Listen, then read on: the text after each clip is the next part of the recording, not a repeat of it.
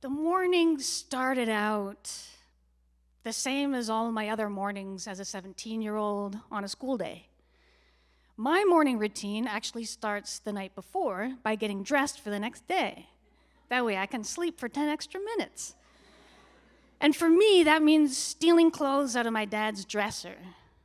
So I select some wool socks, some work pants, and a plaid shirt, and a sweater. When my alarm goes off at 7:55, I throw off the covers, I brush my teeth, I grab my school bag, I race down the driveway in time to catch the bus for 8. Whew.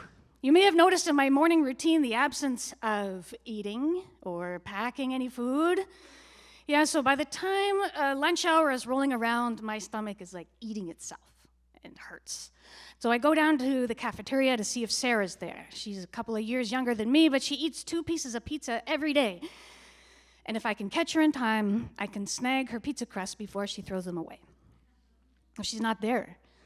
So I go outside, and I see in the parking lot my friend Will with his white hatchback open, and there's like a little crowd around him. So I go over to investigate, and he's handing out snacks. They're cupcakes. He sees me coming. Hey, Nish, throws me a cupcake. Okay, I know that the only time that a 17-year-old boy bakes cupcakes is when there's pot in it. I know that there's pot in it. What I don't know is that it's hash. Stolen hash. Hash stolen from a police van. So much hash stolen from a police van that Will is trying to get rid of it by loading it into all these cupcakes and just giving it away. I've never been stoned before. I'm just hungry. And it's not that I thought nothing would happen, but what I thought was if you ate pot instead of smoking it, it kind of bypasses your brain and you just get a body buzz. So I ate the cupcake. It tasted like a skunk's ass. But it stopped the hunger pain. And when the bell rings, I just go to my next class. Shakespeare. We're studying Richard III, and we're starting it today, a new play. Richard III, he's essentially this ugly, narcissistic asshole who gains power by lying and manipulation and chaos. All this stuff I would learn later, though, because at that time, our teacher was about a semester away from retiring, so she's done. Classes are just making us, the exhausted teenagers, read all the plays aloud. Now is the winter of our discontent, made glorious summer by the sun of York. It's kind of funny that we're reading this stuff, kind of unintelligible and 400 years after it was written. Like, it's funny, weird, but it's also funny, ha ha ha ha ha.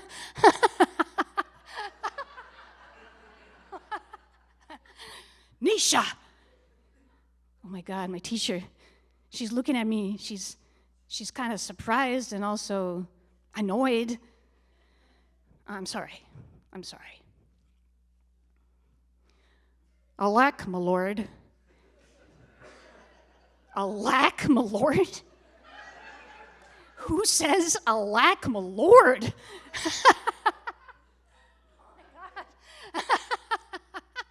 Nisha! Oh God, now she's looking at me as if I've just injured a kitten.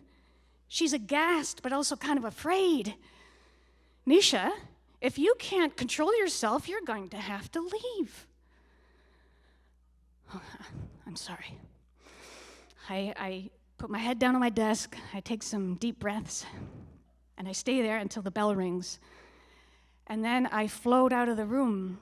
And I float into the hallway. I say float because I can't feel my legs anymore. It's weird. And the hallway, it just stinks of teenager. Like French fries and BO and lip smackers. And by the grace of muscle memory, I find myself in my next class. Drama. It's in the basement. The classroom's carpeted, so I just sprawl out on my back as the rest of the kids are coming in. And we've been working on this play lately. It's called Ernie's Incredible Hallucinations. And Ernie's this kid who has like this very vivid imagination, and everything that he imagines comes to life. It starts to come true. Everything from, being a resistance fighter to being in a fast-paced wrestling match. It's the play is like, it's hopping, and Ernie is in every scene, and I'm Ernie. I don't know how I'm gonna do this, but I don't have to do it because time has stopped. I am suspended in a single moment stretching to eternity. Me and all these other students, the jocks and the nerds and the emos and the band geeks and the skaters, we all meet here once a day and we put on personas and accents and costumes, and then the bell rings and we go back to what? Ourselves? Not ourselves. We go back to the people and we're playing. It's just a performance. I don't think anyone here even knows who they are. And that's because we're all controlled by a force, a central, powerful force that is not good, but it's not bad. It's completely indifferent. My classmates are all robots, and they don't have any free will or thoughts or desires of their own. And then I hear something like a drum beating in the distance. It's getting louder, and then really loud, but I cannot figure out where it's coming from. And then I realize it's coming from here. I hear my own heartbeat deafening. And then I start to hear other drums, other heartbeats, the heartbeats of my classmates beating in iambic pentameter. And they're getting louder and louder and louder, like like an approaching army. I have to get out of here. I have to leave. But I'm trapped here. I'm trapped on this carpet that smells like Doritos and kitty litter in an eternal moment with these mindless robot human shells. I can't even move. Or can I? I lift my arm, and then I roll onto my stomach, and I push myself to my feet, and I leave the classroom, and then I leave the school, and I walk into town. It's a 5-minute walk that takes 5 hours. And I take refuge in the only place that I feel safe in town, which is the public library. I go to the back, I lie down on one of the couches, and I lose consciousness. I've told this story before, and there's so many different ways that it can end. Like, there's the link with the Richard III, and the Richard III who's reigning just south of this border, and he's using the same tactics, fear and manipulation and chaos, and it kind of does feel like we've been bad tripping for the last 100 days or 19 months. It's been bad.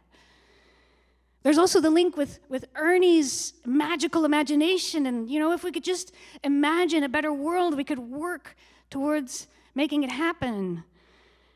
And there's the heartbeats that lots of people just chalk up to an auditory hallucination, but actually cannabis messes with your background noise filtration system. We actually can hear human heartbeats, just our brains usually filter them out, so what else are we not hearing? Right? But there's the theme that I come back to again and again, and that's the theme of indifference.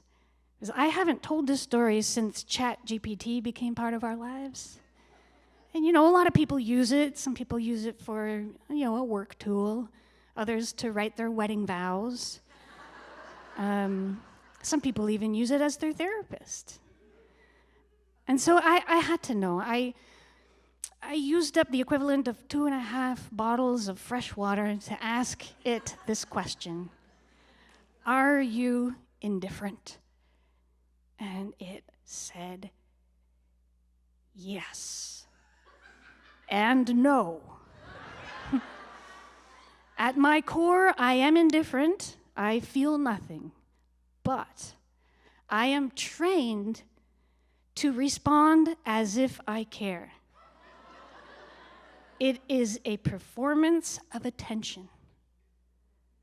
A performance of attention. Is that enough? Is it enough to pretend to care?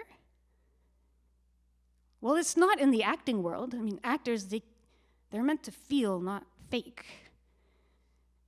I don't think it's enough in the real world either, not for me. It's not evil that frightens me the most, actually. It's indifference. And the only antidote that I know to indifference is this. It's true life storytelling. Because when we listen to someone tell their story, our brains are firing as if we're them, as if we're living that experience. We trade skins and we see the humanity in them. And when we witness someone speaking truth, it gives us courage to do the same. And when we all listen to a story together in the same room, our heart rates actually start to synchronize. So I'm pretty sure that if we listened deeply or ate a hash cupcake, we could hear it. Our hearts beating in iambic pentameter, an army of human hearts.